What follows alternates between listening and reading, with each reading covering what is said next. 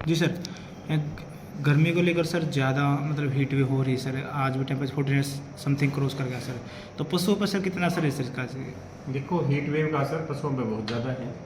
अभी जो हमारे पास केस आ रहे हैं ज़्यादातर हीट के जो स्ट्रोक है उसी के केस आ रहे हैं। और दूसरी भी जो बीमारी है वो हीट के स्ट्रोक से रिलेटेड है। ज़्यादातर जैसे ना पायरेक्सिया कई बार तो इतना ज़्यादा होता है कि 106 107 के आसपास बुखार होता है पशुओं का। ऐसे में पशु खाना छोड़ देता है और उसका बचना भी कई बार मुश्किल हो जाता है। पर ज़्यादा जो केस आ रहे हैं वो हीट स्ट्रोक के ही ज़्यादा केस आ रहे हैं। दूसरी बीमारी इसमें नहीं रहती क्योंकि ज़्यादा गर्मी के कारण ना बाकी बीमारियाँ खत्म हो जाती हैं। तो ऐसे में आपको विशेष ध्यान रखना कि अपने पशुओं को गर्मी से जरूर बचाएं।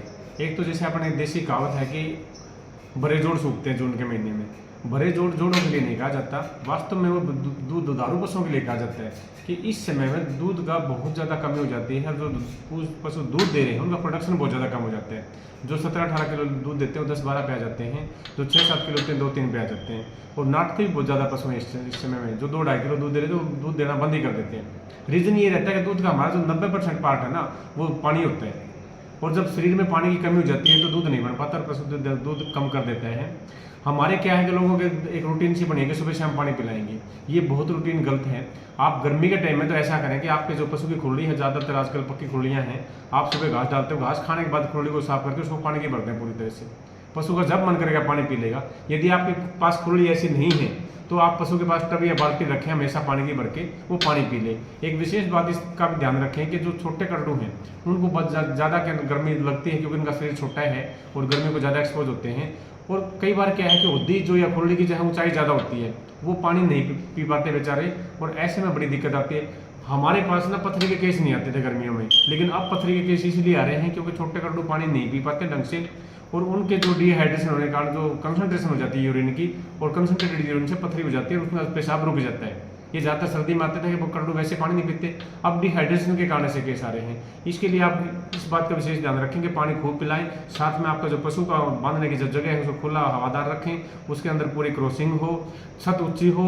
यदि छत आपकी टीन की या लेंटर की है तो उसके ऊपर पराली की अच्छी सी एक परत लगा दें ताकि वो ठंडी रहे हमेशा। ऐसा भी कर सकते हो यदि आपकी छत लेंटर की है तो उसमें पानी भी भर सकते हैं आप, जिससे वो छत ठंडी रहेगी।